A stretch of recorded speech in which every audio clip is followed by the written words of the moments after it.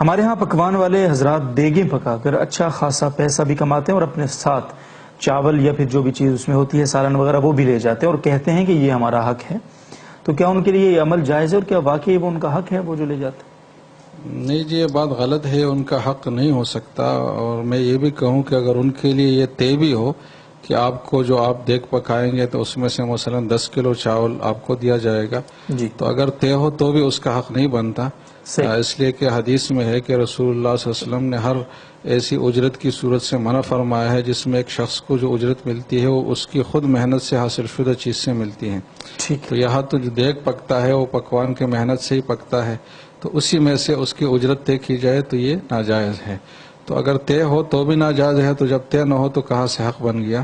ٹھیک. تو ضروری ہے کہ اس صورت میں جو ہے نا وہ پیسوں میں ہی اس کی اجرت طے ہو، اور وہ اگر کچھ لے جاتا ہے تو اگر مالک کی اجازت ہے تو وہ لے جائے، ورنہ اس کا کوئی حق نہیں بنتا. حق نہیں ہے. بہت بہت شکریہ.